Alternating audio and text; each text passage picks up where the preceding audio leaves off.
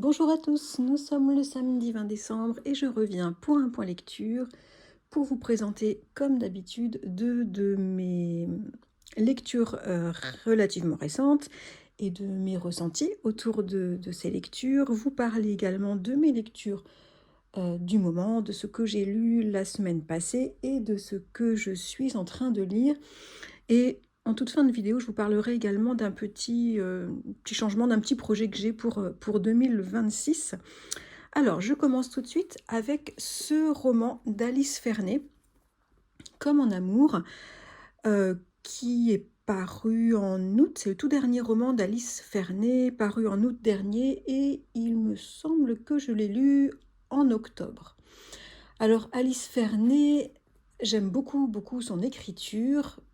Ses romans, par contre, je les trouve assez inégaux, surtout en termes de la profondeur qu'elle y met et de certains thèmes. Par exemple, j'ai adoré son avant-dernier, je crois, c'était Deux innocents. J'avais beaucoup, beaucoup aimé. Et certains de ses romans, alors j'ai plus tous les titres en tête, mais par exemple, L'intimité, je n'avais pas du tout aimé. En tout cas, à chaque fois, je suis curieuse d'aller voir ce qu'elle propose. Et donc, j'étais allée avec plaisir, enfin le plaisir de retrouver son écriture dans ce dernier roman, comme en amour. Alors, il y avait aussi le fait que son thème, j'en avais entendu parler dans une émission littéraire, elle traite de l'amitié dans ce roman, et ça m'intéressait. Alors, dans ce roman, elle nous parle d'une histoire d'amitié homme-femme. Elle nous présente cette rencontre, la passion amicale que cet homme et cette femme vont vivre, passion presque de dépendance, hein, enfin, une passion très forte, et puis un peu le délitement de cette amitié. La femme, c'est Marianne, elle est quarantenaire, elle est mariée, elle a 3 enfants, elle est assez connue, Marianne, elle est artiste, artisane, elle est créatrice de sacs à main très très en vogue, très à la mode, et elle vit dans une très jolie maison meulière dans la banlieue très proche de Paris, une banlieue un peu chicose. Malgré la gloire et la notoriété, Marianne, elle mène une vie simple, centrée sur ses tâches familiales avant tout. L'homme, c'est Cyril, il a à peu près le même âge, dans la quarantaine. Il est journaliste, photographe indépendant, il est fauché et il le revendique, il est heureux de l'être.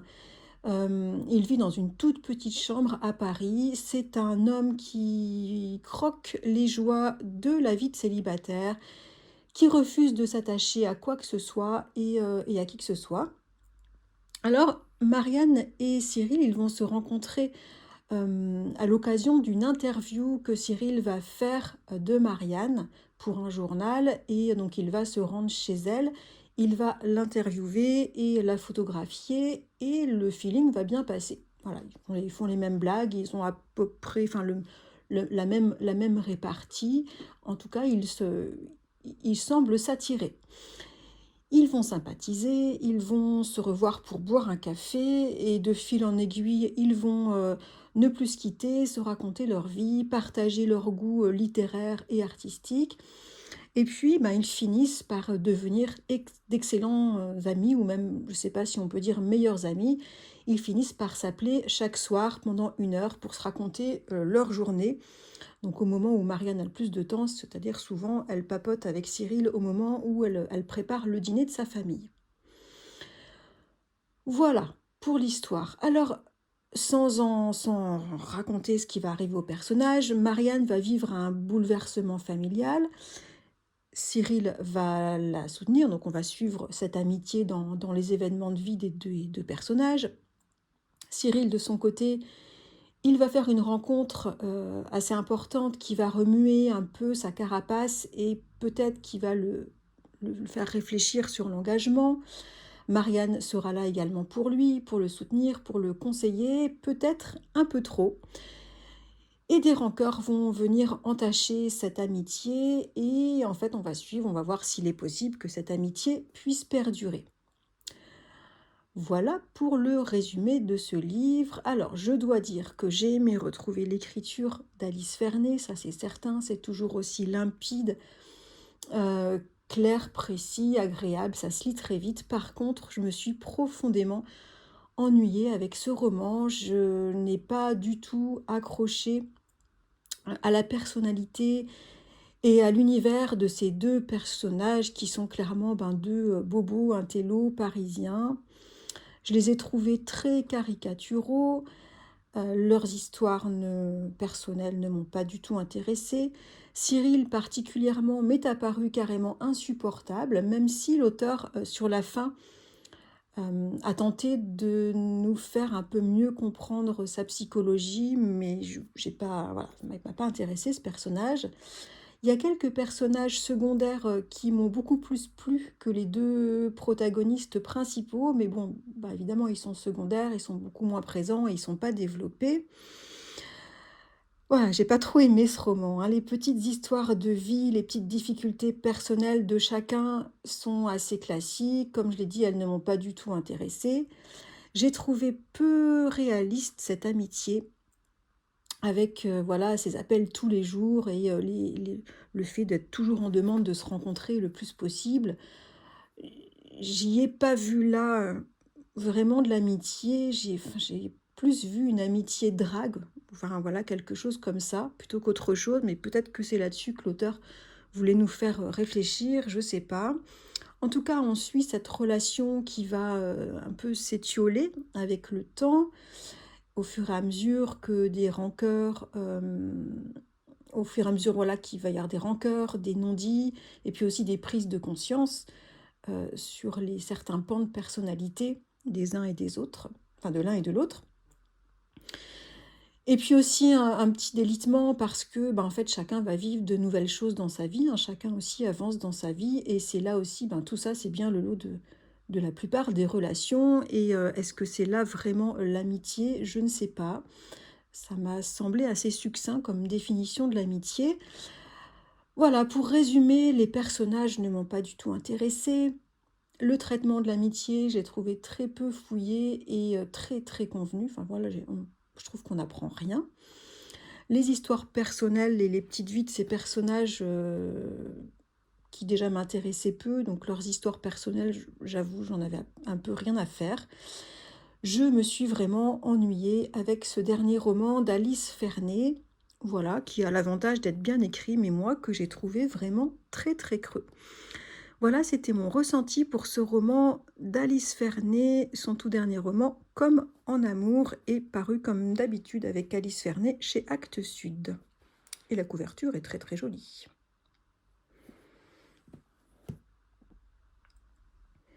Le second roman dont je voulais parler aujourd'hui, et je remercie encore une fois Catherine Chatmy pour la découverte, c'est une petite pépite pour moi. Il s'agit de Les Domestiques de Gustavo Bossert. C'est un auteur argentin, donc c'est un roman argentin. Déjà, j'étais très contente de découvrir, je ne connais pas du tout, ou très peu, la littérature argentine, donc j'étais vraiment contente. Et ce roman n'est pas tout jeune, il était paru en Argentine en 2001. Alors, c'est un petit roman de 160 pages, extrêmement original. C'est un roman hyper oppressant et trash qui, c'est certain, va avoir une place dans mon top 10 de mes meilleures lectures de 2025. J'ai adoré ce roman. Alors, on va suivre Isabelle et Pablo Martí qui vivent une retraite heureuse. Ils ont 70-75 ans à peu près. Et après une vie très confortable à la capitale, ils se sont installés dans une petite maison isolée dans les collines de la campagne argentine. Ils ont eu besoin de se mettre au vert et de vivre leur retraite très en lien avec la nature. Ils profitent l'un de l'autre, de la nature, du temps libre, ils s'aiment beaucoup, ils se suffisent à eux-mêmes. Ils se soutiennent chacun dans leur petit tracas de santé, même si leur santé globalement est plutôt bonne. Mais bon, à leur âge, ils ont quelques petits tracas et c'est bien normal. Ils sont plutôt solitaires, comme je disais, ils se suffisent à eux-mêmes. Ils vont parfois au village où ils ont quelques amis ou pour faire leurs courses, s'alimenter en gasoil, aller chercher les médicaments à la pharmacie, faire une partie de cartes au bar du village, mais ça, voilà, c'est une fois ou deux par mois, ça leur suffit largement. Ils ont très peu de famille, ils ont un fils adoptif avec qui ils sont très très liés, qui vit lui encore à la capitale et ils s'écrivent régulièrement et Isabelle et Pablo attendent toujours avec hâte les moments où leur fils adoptif vient en vacances chez eux avec sa femme et leurs enfants. Donc voilà, ils ont une petite vie simple et plutôt solitaire, une vie très très heureuse. Un jour va se présenter chez eux un couple, les Martinez, un jeune couple très très sympathique, qui leur annonce qu'ils viennent pour l'offre d'emploi de domestique. Alors les Marty sont très surpris parce qu'ils n'ont pas publié d'offre, ils ont eu une expérience très mauvaise l'an passé, ils ont essayé de prendre quelqu'un, ça s'est pas super bien passé, donc ils n'ont jamais renouvelé l'offre. Donc ils sont très très surpris et ils pensent qu'il y a une erreur, que c'est quelqu'un d'autre du coin qui a dû passer une annonce. En tout cas, le couple est arrivé plutôt tard, la nuit commence à tomber et ils sont sympathiques, donc ils leur proposent de ne pas reprendre la route tout de suite, de rester passer la nuit chez eux, de repartir tranquillement le lendemain matin pour éclairer un petit peu, savoir qui a publié cette offre et puis aller chercher du boulot ailleurs, quoi. Ils dorment à la maison. Le lendemain matin, les Martinez sont déjà debout lorsque les Marty se lèvent. La maison est récurée. Ils sont en tenue impeccable de domestiques. Ils leur parlent comme des domestiques à leur maître. Ils leur ont préparé un petit déjeuner de roi. Ils font un boulot absolument impeccable. Les Marty vont pas trop se poser de questions. Ils sont hyper satisfaits. Ils en discutent entre eux. Ils trouvent les Martinez très très efficaces. Ils les trouvent très gentils aussi et très discrets. C'est un couple qui vient de très loin, qui a du mal à chercher, à trouver du travail à la ville, leur ont-ils expliqué. Donc ils décident voilà, de les prendre à l'essai et pourquoi pas de les garder parce que ça va peut-être alléger leur quotidien. Ils commencent quand même un petit peu à fatiguer à leur âge. Et voilà, et les jours se passent ainsi. Ils sont contents d'eux, tout le monde est content. Sauf qu'au bout d'un certain temps, peut-être 2, 3 semaines, les Martinez deviennent un peu flemmards, laxistes, légèrement vulgaires, légèrement et de plus en plus irrespectueux.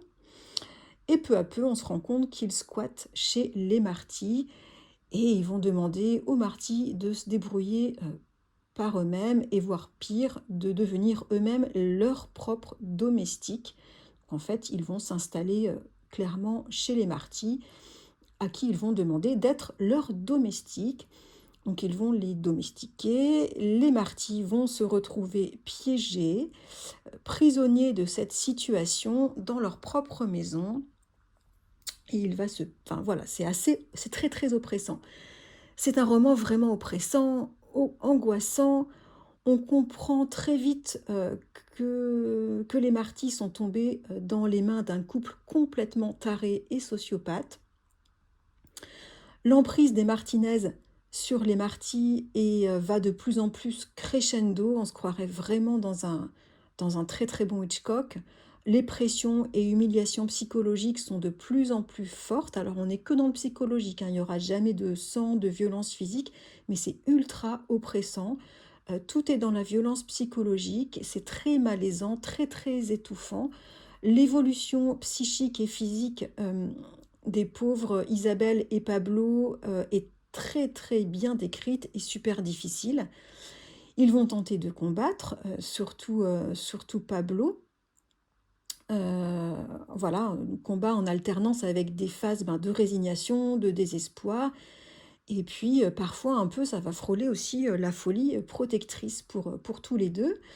Ils vont tenter de s'échapper, mais les Martinez sont extrêmement malins.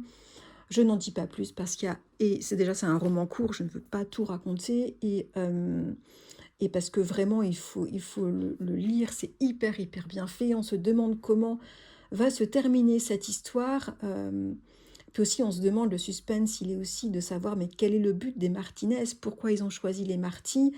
Quel est leur problème avec les Marty? Le suspense est très, très bon sur ces 2 plans-là. J'ai trouvé ce roman vraiment horrible, et excellent. Les Martinez sont vraiment glaçants, c'est vraiment très, très trash leur comportement. Ils sont très, très froids. L'horreur de la situation, elle est renforcée par une plume, très jolie, très bucolique, avec des scènes parfois très mignonnes et rigolotes. Donc ça renforce l'horreur de ce qui est en train de se jouer pour les Marty, chez les Marty. La fin est complètement, inattendue, géniale et encore plus glaçante.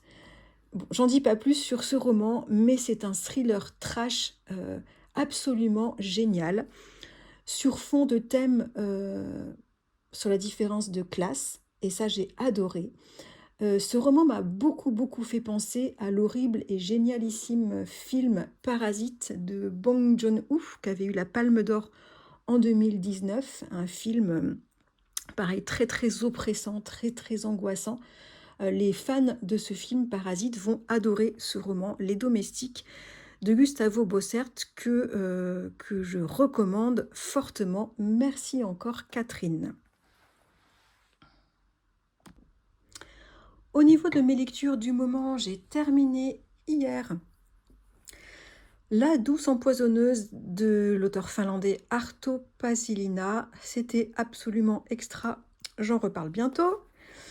J'ai commencé dans la foulée un roman que j'avais présenté lors de la dernière vidéo que je venais d'acheter, que j'attendais avec grande impatience. C'est un tome 2, le tome 2 de la saga de Santa Montefiore, fille d'Irlande. Ce tome 2 s'intitule Les héritières de Dever Hill et je l'abandonne au bout de 100 pages. J'ai du mal avec l'écriture, j'ai du mal avec un peu les bons sentiments, ça m'intéresse plus. Voilà, je pense que c'est très très bien, mais clairement c'est pas trop ce que je recherche et comme assez souvent avec moi dans les sagas, j'aurais dû m'en douter. Je suis très emballée par le tome 1, par la découverte d'un nouvel univers et d'une histoire, mais je me lasse vite aussi et c'est difficile pour moi de continuer. J'ai besoin de passer à autre chose, donc voilà, je vais l'abandonner, je vais l'offrir à une personne à qui j'offre le tome 1 à Noël et je pense que la personne sera très contente d'avoir le tome 2. Donc voilà, je pense que c'est très bien pour qui aime les grandes sagas historiques et familiales sur fond d'histoire d'amour, mais moi c'est pas trop, voilà, c'est pas trop ce que je recherche et je le mets de côté. Voilà.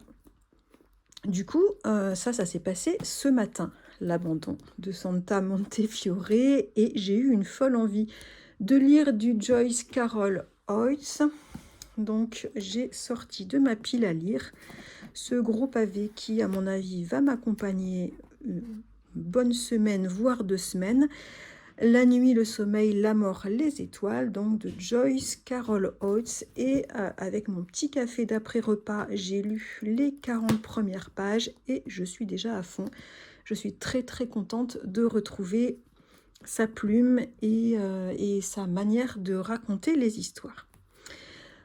Voilà pour le point lecture de ce jour. Dernier petit truc, je voulais vous demander un peu votre avis, mais même si je vais le faire. Sur 2026, j'ai l'intention de vider ma pile à lire qui est trop énorme et de me forcer un petit peu à sortir régulièrement des livres de ma pile à lire. Je voulais vous proposer chaque mois de faire une vidéo où je vais vous présenter 3 livres que j'ai l'intention de lire le mois suivant. Pour moi, me forcer un petit peu à les lire, surtout si vous me dites si jamais vous les avez lus, que vous les avez appréciés, ça me motivera, pour les lire et puis également de façon à vous permettre, si jamais vous avez envie de les lire, ben, de les lire à peu près sur la même période et comme ça on pourrait échanger, en commentaire quand j'en parlerai. Ça ferait aussi un échange supplémentaire, très sympa sur cette chaîne. Donc voilà, je pense que je ne sais pas si ça vous intéresse, en tout cas moi je pense que je vais le faire tout simplement pour moi me forcer un peu à sélectionner mes livres et à vider un petit peu ma pile à lire. Donc je proposerai chaque fin de mois 3 romans de ma pile à lire que j'ai l'intention de lire le mois suivant. Uniquement 3, tout simplement parce que ça peut changer. J'aime pas avoir des contraintes. Je vais pas me faire ma pile de livres à lire.